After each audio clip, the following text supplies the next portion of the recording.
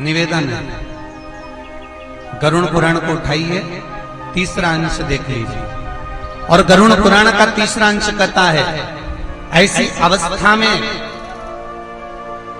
अगर कोई रोग है, बीमारी है, तकलीफ है और आप श्राद्ध भी नहीं कर सकते, कोई ब्राह्मण आपके यहाँ भोजन करने भी नहीं आ सकता, तो प्रयास करिएगा कि गौ माता को रोटी दे दीजिए। फिर कोई प्रश्न करे कि हम बाहर निकल ही नहीं सकते, श्वान को रोटी दे दीजिए, कुत्ते को भी नहीं दे सकते, तो अपने छत पर जाकर रोटी का टुकड़ा तोड़कर कौओं के लिए रख दीजिए। यहां तक शिव महापुराण वर्णन करती है, गरुड़ पुराण वर्णन करती है। पर श्राद्ध अवश्य करना चाहिए। श्राद्ध पक्ष में किसी एक माता जी ने प्रश्न करा था कि हमारे यहाँ पर अगर कोई भोजन बनाने वाला नहीं हो, हमारे घर में हम भोजन ना बनाएं और ब्राह्मण को आटा, चावल, दाल, शक्कर ये सब थाली में लगाकर सीधा बनाकर सीधा सीधा दे दिया जाए, तो क्या श्राद्ध पक्ष में ये स्वीकृत है? श्राद्ध पक्ष में क्या यह मान्य है? सीहोर से जब ऑनलाइन कथा चल रही थी चैनल पर, तो उसमें हमने वर्णन किया था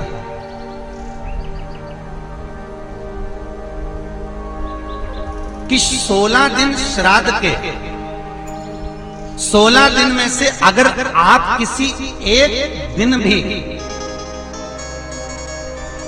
किसी के निमित्त भी, दादा परदादा किसी के भी निमित्त भी एक दिन भी यदि आपने श्राद्ध किया है, किसी एक दिन और वो श्राद्ध किया और भोजन बनाया, और भोजन बनाने के लिए जो अग्नि घर के अंदर गैस हो, अग्नि हो, चूल्हा हो, सिगड़ी हो, जो तुमने प्रकट किया है, जो अग्नि को प्रज्वलित किया है, उस अग्नि को हम भोजन बनाने के लिए श्राद्ध पक्ष में जब प्रज्वलित करते हैं, जलाते हैं, तो शिव महापुराण की कथा और लिंग पुराण की कथा, नर्मदा पुराण की कथा स्पष्ट कहती है कि उस घर में जो पितरों का दोष होता है, आहुतों का दोष होता है, वासुकों का दोष होता है, वो अग्नि को प्रकट करने से वो दोष धीरे धीरे समाप्त होने लगता है। इसलिए सीधा देने की जगह अग्नि को प्रकट भी करा जा सकता। अब दूसरा क्रम एक और आता है कि अगर गया जी कर दिए तो घर में अग्नि में धूप देना है कि नहीं देना, खीर पूरी अग्नि के ऊपर छोड़ना है कि नहीं छोड़ना, कंडा जलाकर धूप देना है कि नहीं देना। तो गरुड़ पुराण कहती है, शिव महापुराण कहती है, गर्ग संहिता कहती है कि जब अगर हमने गया जी का पिंड दे दिया, गया जी का पिंड देने के बाद घर में अगर हम आ गए और आने के बाद कंडे को जलाकर धूप नहीं दी जाती, केवल गाय का निकलेगा, ब्राह्मण का निकलेगा, श्वान का निकलेगा, कौवे का भी नहीं निकलेगा। यदि आप गया जी होकर आ गए और होकर आने के बाद आपके कुल में, आपके गोत्र में कोई शांत हो गया, तो फिर वापस धूप दिलाना प्रारंभ हो जाता है, फिर धूप देना पड़ता है। गरुड़ पुराण में कहा गया, जब पितरों को बहुत भोजन मिलने लगा श्राद्ध पक्ष में, तो उनको अजीर्ण होने लगा, वोमिटिंग करने लगे, पितर रोने लगे कि हमको इतना भोजन मिल रहा है, हम इतना खा रहे, पच नहीं रहा, क्या करें। सारे पितर दौड़कर ब्रह्मादेव के पास पहुंच गए, ब्रह्मा जी कृपा करिए। ब्रह्मदेव भगवान विष्णु के पास ले गए पितरों को।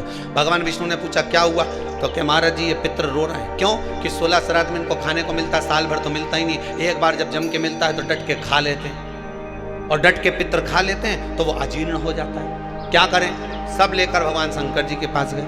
भोलेनाथ जी से पूछा प्रभु क्या करें। शंकर जी ने उसी समय पर अग्निदेव को बुलाया। अग्निदेवता जरा इधर आओ। अग्निदेव बोले बोलो प्रभु क्या बात है। शंकर भगवान ने कहा सुनो अग्निदेव,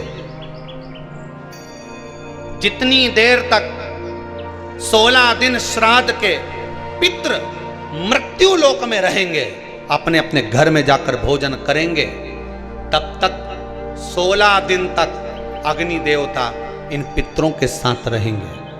इसलिए हिंदू धर्म में रीति है कि श्राद्ध पक्ष में कंडा जलाकर, गोबरी जलाकर, उसको जलाने के बाद उस पर घी, शक्कर, धूप छोड़ो। क्यों? क्योंकि तुम्हारी धूप छोड़ने से, तुम्हारी सांकल्य छोड़ने से, अग्नि में एक ग्रास देने से, अग्नि में एक भाग प्रदान करने से, जरा सी सांकल्य देने से तुम्हारे पितृ खुश हो जाते हैं। क्यों? क्योंकि पितृ जब भोजन करते हैं और अग्नि की धूप साथ में दी जाती है तो अजीर्ण नहीं होता। तो पितृ आशीर्वाद देते हैं कि तुमने हमारे लिए अग्नि में सांकल्य दी है, जाओ तुम्हारा कल्याण हो, तुम्हारे भंडार भरे। ये अग्नि देवता की साक्षी में पितृ आशीर्वाद देते, पितृ आशीर्वाद देते। अग्नि की साक्षी होना चाहिए पितरों के लिए। शादी में किसकी साक्षी होती है? जम के बोलो, अग्नि की। ये तुमने मंडप लगाया, ये तो ठंडा हो जाएगा, बोलो हो कि नहीं हो? मोर छटाएगी तो मोर ठंडा हो जाएगा, बोलो हो कि नहीं हो?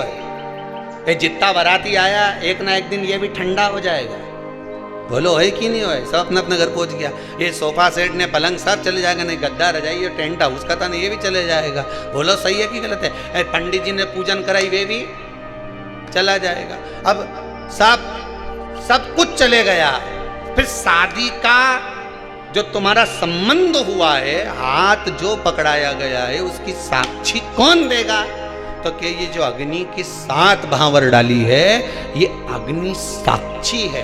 उसी तरह पितृपक्ष में आप लोगों ने जो अपना नाम गोत्र लिखकर भेजा है और उसकी जो सांकल्य डल रही है, वो अग्नि उन पितरों की साक्षी है। उसका फल वो जाने, उसका मोक्षता वो जाने।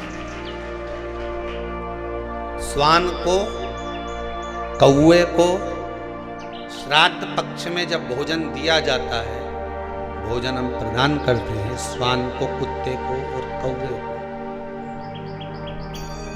व्यक्ति के जीवन से 2 चीजें इनको भोजन देते समय चली जाती है।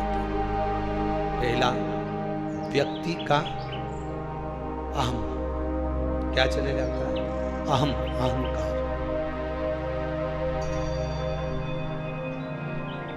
दूसरा, बुद्धि में किसी दूसरे के प्रति अगर गलत विचार आ रहा तो वो विचार समाप्त हो जाता। श्रेष्ठ विचार। पहले हमारे हिंदू धर्म में एक नियम था पक्षियों को दाना देने का, था कि नहीं था? कि पक्षियों को लोग दाना देते। दाना देने का कारण बड़ी प्रसन्नता होती है। जब आप लोग कई पक्षियों को दाना देने जाओगे, ऐसे पटकोगे, पक्षी उड़ के आएंगे, खाएंगे, उड़ के जाएंगे, आप थोड़ा सा आगे बढ़ेंगे, फिर उड़ेंगे, बड़ी प्रसन्नता होती है। कारण क्या है? पक्षियों को दाने का हमारे हिंदू धर्म में प्रमाण क्यों कहा गया? उसका केवल एक कारण है कि हमारे भीतर जो किसी के प्रति बैर भाव होता है, हमारे भीतर किसी के प्रति कपट भाव होता है, पक्षी को दाना देते समय वो कपट, वो बैर भाव समाप्त हो जाता है। पक्षी को